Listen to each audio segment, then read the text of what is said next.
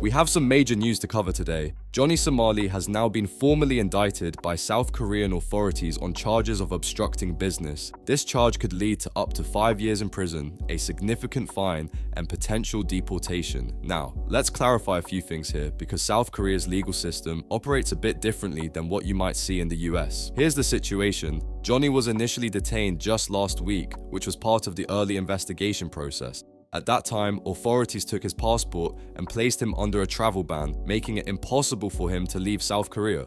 Over the past week, they've been collecting and reviewing evidence related to his case. Now, after careful review, they've concluded they have enough to move forward and formally indict him on obstruction of business. With this indictment, Johnny's travel ban will continue until the trial ends, so he currently has no means of leaving South Korea. Another critical factor here is that South Korea's conviction rate is very high, over 90%, for cases that reach the indictment stage. This puts Johnny in an incredibly tight spot, legally speaking. Now, you might be wondering about the other controversies surrounding him, such as the alleged deep fake and the incident with the statue. At this point, his formal charges only relate to the incident that happened at the restaurant. To refresh your memory, we're going to play a clip from that incident shortly. Afterward, we'll also take a closer look at some inconsistencies in Johnny's recent apologies, which don't hold up well under scrutiny. But first, let's roll the footage that could land him with a serious prison sentence.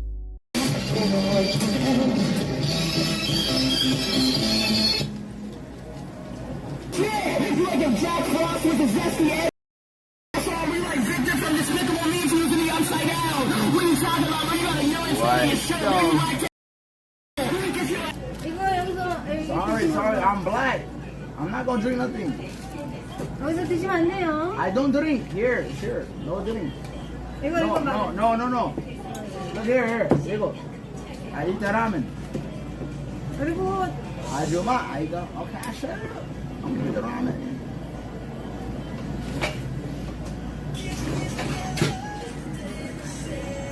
Right here. You should never have kids. Your father was right. Your father was right. Oh.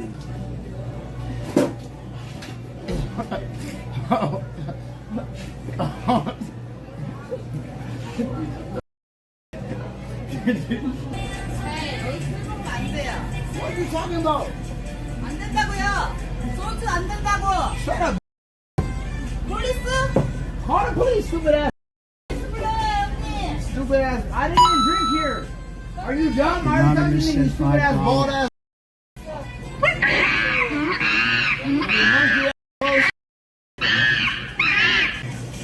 I did not drink it, you stupid.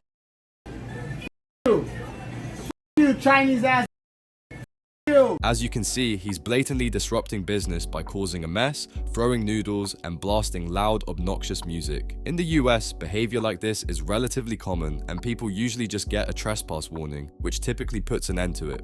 If they ignore that warning, then they might get arrested for trespassing, and the worst they usually face is a minor fine, maybe $200 if they're unlucky. But in South Korea, it's a different story entirely. This kind of behavior is treated as a serious offense, and he's now facing the very real prospect of up to 5 years in prison for it. The indictment has finally come through, and honestly, it seemed only a matter of time. Now, let's take a closer look at his apology, where he insists that he didn't realize the significance of the statue involved in one of the incidents. So, let's really listen to his words here and see if that explanation holds any weight. So to all the people of South Korea, I just want to apologize for what I've done, and I really did not mean to hurt your guys' pride this much. You guys are a good people, you guys are a great people, and for the most part, other than Mr. Navy SEAL here, I've had a great experience with a lot of the South Korean people, and it was not my intention to really hurt you guys, and I hope you guys can accept my apology. And I'm a young person, I want to grow as a man. I made a mistake, and I think when you make a mistake in life, you need to own up to it. So I apologize, you guys, and I will no longer talk about your statue or touch it ever again. I hope that I can live in peace here in South Korea, and we could get past the situation and use it as a learning situation, because a lot of people learned about this statue from this situation, bad or good. A lot of people from all over the world found out what this was from my action. So hopefully we can move past this and have a better future. So really, Somali, are you claiming that your actions were meant to bring awareness to what Korean women went through? That was your goal, right? Is that what you're saying? He's actually trying to suggest that his behavior was somehow raising awareness. You honestly can't make this up. The level of delusion here is hard to believe, and now he's about to say that he didn't know how significant the statue is to the Korean people. Take a look at this. I want to apologize to the Korean people. I was not aware of the significance of the statue. I was trying to get, you know what I mean? It was just entertainment for my audience. We're from America. We really don't know much about the Comfort Woman or much about the statue where we're from. So when I saw this statue, I came upon it on my stream. At first, I really didn't even know what it was. So now after I see the reaction from the Korean people, I see that it really hurt you guys. And my intention in coming to Korea was not to cause this kind of shitstorm. My intention was to come here, do my live streams, make content, and be funny. It wasn't really, I didn't want to cause pain or get anybody in trouble or make anybody go to jail or catch assault cases or stuff like this, you know what I mean? Because that's when it's going too far. Yeah. Truly, it's a hurtful thing. It's something that hurts the Korean pride and the Korean culture. In America, we have a different kind of comedy, and we have a different kind of culture in America. Yes. And Korea, it's a totally different kind of place where this kind of behavior is not acceptable.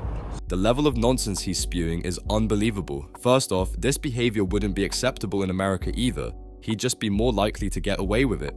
Now, you heard him claim, I didn't know the significance of this statue. I didn't know what it was. But if we look back at the original clip, you can clearly hear him say that Japanese hate this statue.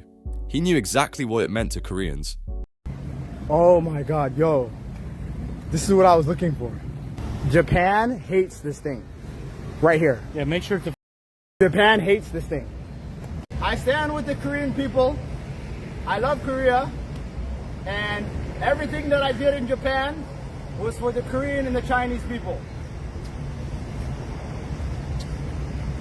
Let's go. Let's get out of here. They're gonna clip that. You don't know the significance of that statue. You don't know the significance of that statue. I do. Japan's trying to remove those all over the world. My God, you should have seen their faces, chat, when they saw this pop up on the screen. They said, "Oh." Yeah, they didn't like this at all. They did not like this. In his apology video, Johnny Somali claims he didn't understand the significance of the statue, but that contradicts what he said in the original clip, where he clearly acknowledges its importance. This shows he knew exactly what he was doing. His apology feels insincere, as if he thought saying "my bad" would make everything go away. He likely didn't expect serious consequences, but this situation is much more severe than he realizes. The Korean authorities have already indicted him for obstruction of business, a charge that could carry up to 5 years in prison. This shows how seriously they're taking the incident, and this is just the first charge. More could follow as the investigation continues, especially with other actions he's been accused of, like disrespecting cultural landmarks and making offensive comments. South Korea has a high conviction rate, so Johnny is facing significant legal trouble. His attempts to avoid responsibility won't work here, and we'll see how this case develops. I'll keep you updated as more details emerge. Thanks for watching. If you enjoyed this, like, subscribe, and share your thoughts in the comments. Stay tuned for more updates, and I'll see you in the next one.